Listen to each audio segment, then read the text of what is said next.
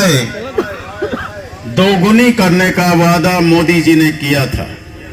कहा था किसान जितने अपने खेत में लागत लगाएगा फसल उगाने में, उसके फसल का दोगुना मूल्य हम देने का काम करेंगे। आज उसका भी हिसाब किसान मांग रहा है। भारत के लोग ठगे गए हैं, भारत के लोग छले गए हैं।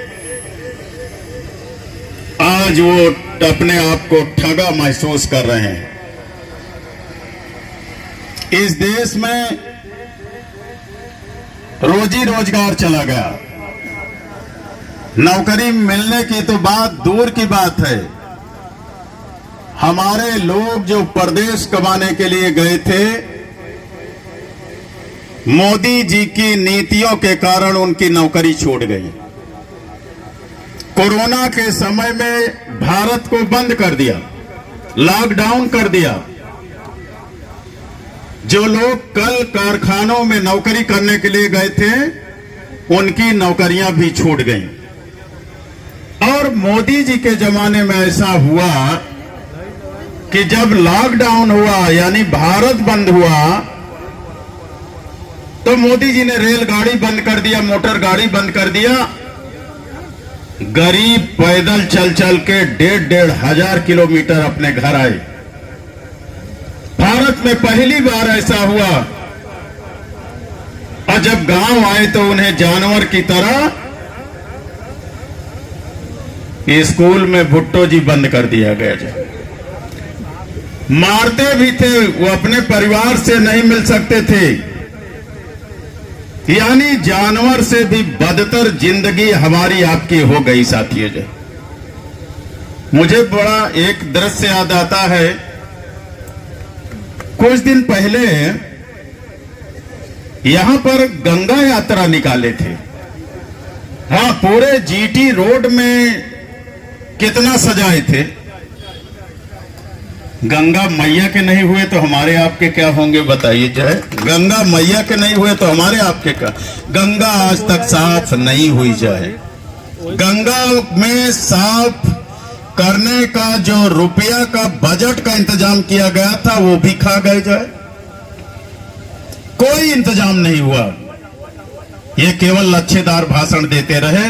किसान बर्बाद हो गया, नौजवान बर्बाद हो गए। बताइए, मोदी जी मिलिट्री की सर्विस को 4 साल की कर दिए। 4 साल की केवल कर दिए।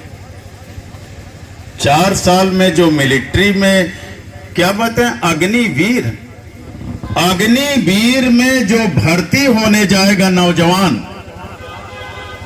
कोई भी उसको अपनी बिटिया देने के लिए तैयार नहीं होगा। सही बता रहे हैं। 4 साल की नौकरी में कोई अपनी बिटिया देने के लिए तैयार होगा? मतलब मजाक है इस देश के अंदर। जो है मजाक बना के मोदी जी ने रख दिया साथियों। जो है पूरे देश को बर्बाद कर दिया। कहते थे महंगाई को कम करेंगे। पहले 56 रुपया लीटर डीजल मिलता था, आज 90 रुपया लीटर मिल रहा है। पहले 72 रुपया लीटर पेट्रोल मिलता था, आज 100 रुपया लीटर मिल रहा है। पहले खाना बनाने की गैस 450 रुपया का सिलेंडर मिलता था। और भाई मेरे घोसी जी, अभी तो 1200 तक बिका था। ये चुनाव की वजह से 1000 रुपया हुआ। 1000 रुपया में सिलेंडर मिल रहा है। महंगाई जंप कर गई, आसमान में पहुंच गई। और तो छोड़िए, हम आप किसान हैं। पहले 50 किलो यूरिया की बोरी में यूरिया होती थी। मोदी जी ने पहले 45 किया, अब 40 किलो हो गई। अब 40 किलो की बोरी हो गई। यूरिया की बोरी में भी 10 किलो चोरी करा लिए। अगर 10 किलो भर्ती कम हुई तो दाम भी तो घटने चाहिए। दाम नहीं घटे, दाम वहीं के वहीं आसमान पर पहुंचे हुए हैं। तो किसान बर्बाद हो गया। जाए आए दिन छुट्टा जानवरों से हमारी फसल चौपट हो रही है। जाए कहीं सांड, तो मैंने कई बार पेपर में पढ़ा, आपके इलाके में कई जगह तो पटक के लोगों को मार दिए। जो है सांड जो है, तो ये है जो है पूरा भारत में हर तबका परेशान है, केवल मुसलमान नहीं परेशान है, हिंदू भी परेशान है, दलित भी परेशान है, पिछड़ा भी परेशान है, सवर्ण भी परेशान है। जीएसटी इतना ज्यादा कर दिए, शिक्षा महंगी कर दिए, कॉपी महंगी कर दिए, किताब महंगी कर दिए, 18% जीएसटी लगा दिए, फीस महंगी कर दिए, पूरा देश में हाहाकार मचा है साथियों। अब मोदी जी कहते थे ना खाऊंगा ना खाने दूंगा, अब ऐसा खाए हैं कि डकार नहीं ले रहे। जो बताइए, अरे हमें आपको नकली टीका लगवा दिया, ये जो कोरोना का टीका है नकली टीका लगवा दिया पूरा भारत के लोग, और हार्ट अटैक से लोग मर रहे हैं। सही बता, ब्रेन हेमरेज से लोग मर रहे हैं।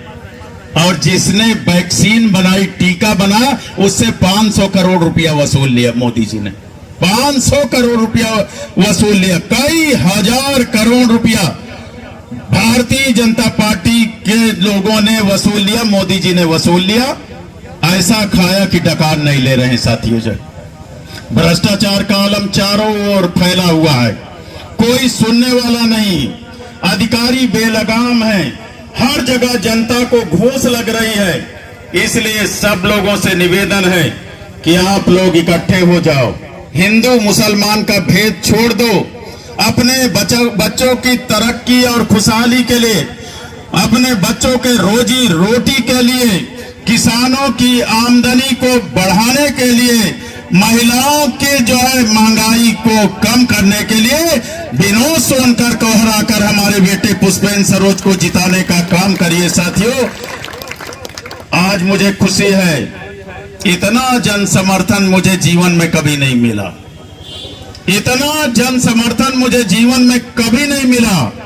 आज हमारे बेटे को ब्राह्मण भी, क्षत्रिय भी, वैश्य भी, कायस्थ भी, हमारे मुस्लिम भाई, पिछड़े के समाज के सभी भाई, दलित समाज के सारे भाई, और चायल, मंझनपुर, सिराथू से लेके कुंडा, बाबागंज के सभी भाई आज पुष्पेंद्र सरोज को वोट देने के लिए तैयार हैं। मुझे तो लगता है मैं 3,44,000 वोट पाया था पिछली बार, 3,44,000 वोट पाया था, लेकिन मेरा बेटा 5 लाख वोट से ज्यादा पाने जा रहा है, इसमें कोई दो राय नहीं जाए।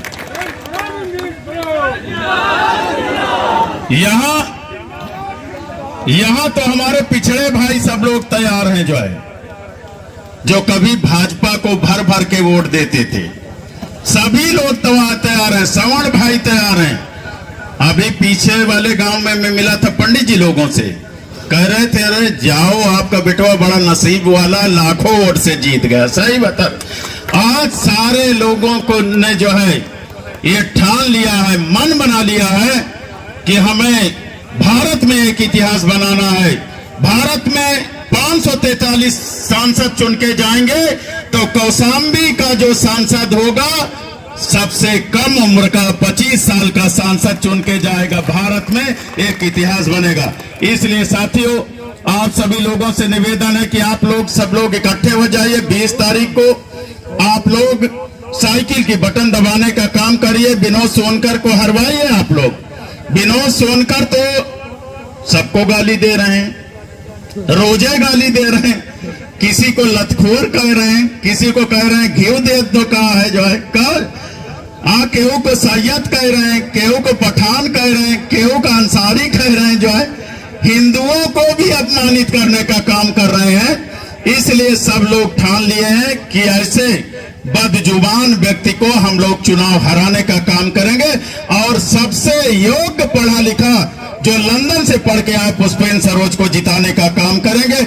इसलिए साथियों, आप सभी जो लोग जो यहाँ पर इकट्ठा हुए, मैं हार्दिक दिल से आपका आभार प्रकट करता हूँ। एकता बनाए रखिए, रोज कड़ी में कड़ी जोड़िए। ये लहर चल पड़ी है, ये आंधी चल पड़ी है, रोज लोग जुड़ रहे हैं। अब मुझे लगता है एक इतिहास बनेगा यहाँ से कि भारी वोट से सबसे कम उम्र का सांसद पुष्पेंद्र सरोज जीत के गया। बहुत बहुत धन्यवाद साथियों, बहुत बहुत धन्यवाद।